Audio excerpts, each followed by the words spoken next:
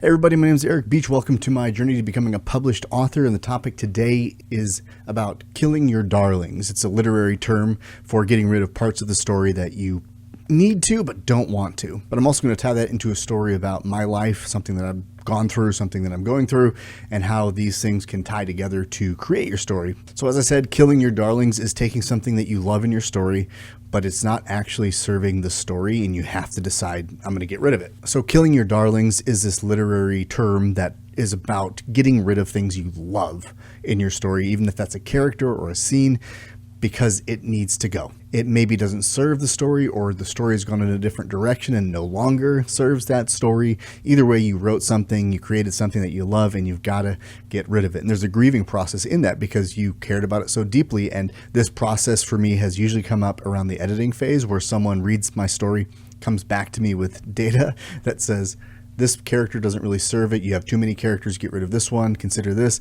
And I start to feel that anxiety because it really is like getting rid of someone that I care about. So I've written several stories, I've written screenplays, and I adapt some of those screenplays into novel form, or at least I'm in the process of that.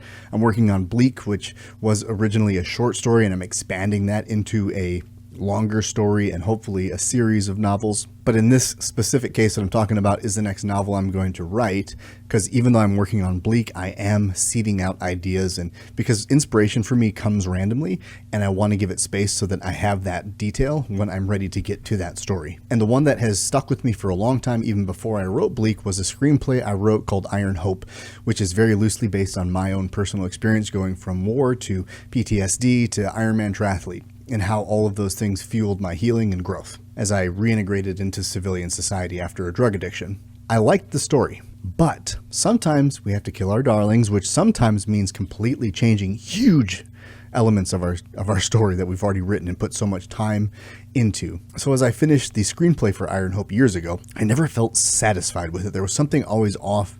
Maybe it didn't quite hit me the way I wanted it to. It felt inauthentic in some way that didn't really capture what I wanted to say.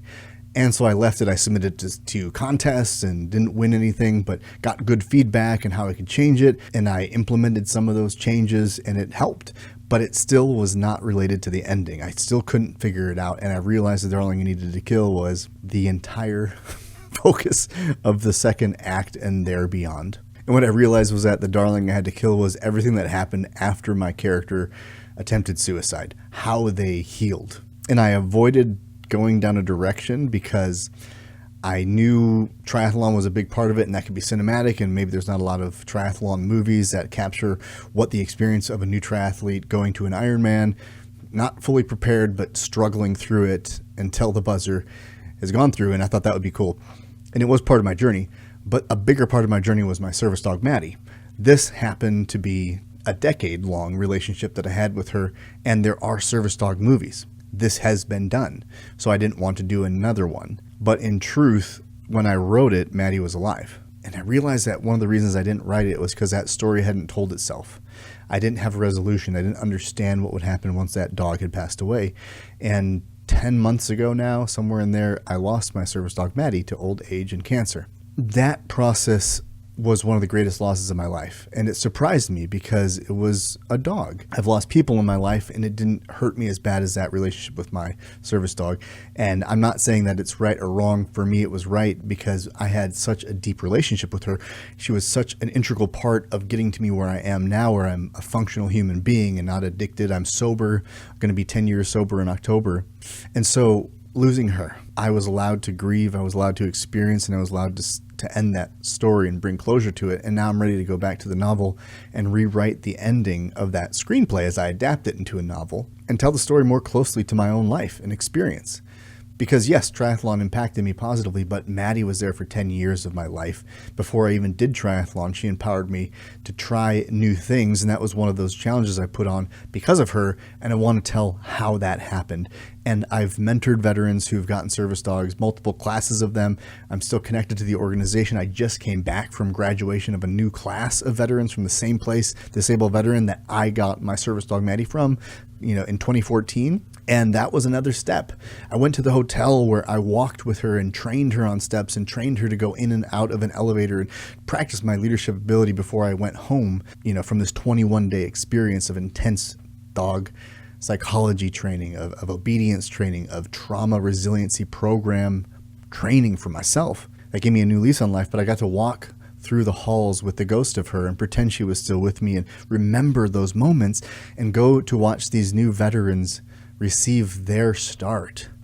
And I'm the first veteran to get a dog from the early classes, one of the original classes, and come back having lost my dog and staying connected throughout the years. And that's a great honor for me because a lot of veterans and people who have service dogs might not know what to do as their dog gets older. And I want this book, this story, to capture some of that because it's important. So the old vehicle was Triathlon, but the new vehicle will be Maddie, my service dog. I killed the darling of Triathlon.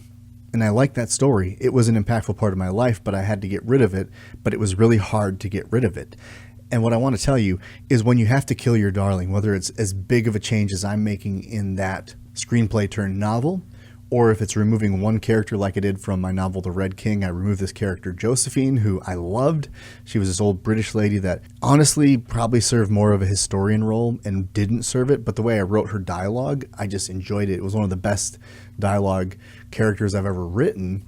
And I didn't want to get rid of it because I was not trying to save her for the story. I was trying to save the work that I did in writing her dialogue.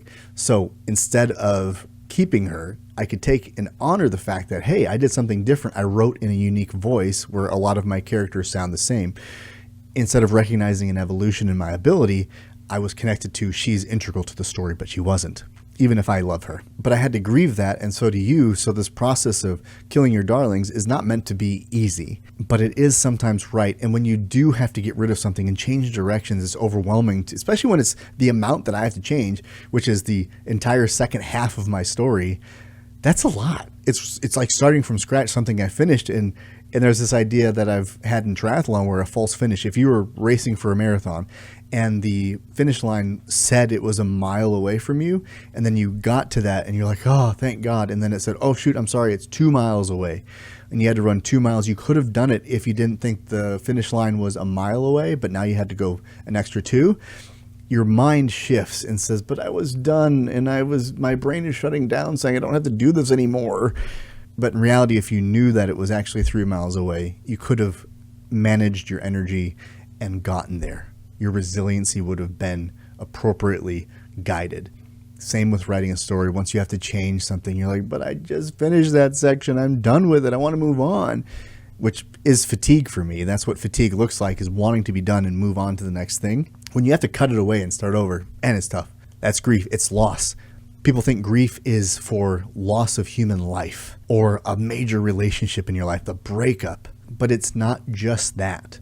Grief is losing something and processing the hope of what could have been, the alternate reality.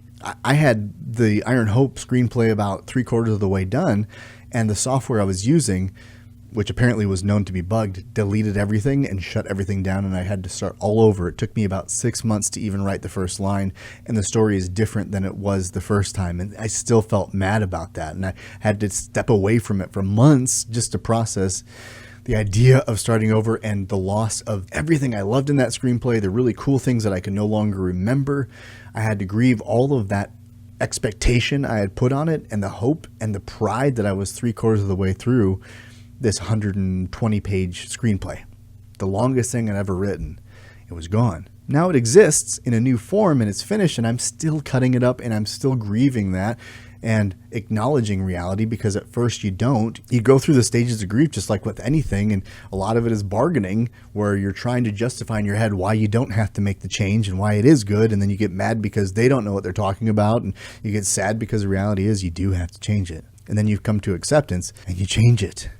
And then you find out that actually it was made better oftentimes. And sometimes you don't recognize that, but you did finish it, and you can be proud of the fact that you finished something. Whether it becomes famous or no one ever reads it, it's still your accomplishment, and you get to define what that means. So even though I'm writing Bleak and I'm doing some character work exercises, writing some short stories about one of the characters just to get his backstory, get inside of his head, that will never see the light of day, I'm sure. I don't think, outside of my writing group that I'm creating, I don't think that anyone else is going to see this or even know about it when I release Bleak, but I hope that it influences how I write the character Alador in future pages when he comes on the scene in this book. So don't be afraid, but be sad, be angry, be frustrated, be all the feelings, but understand what those feelings are telling you.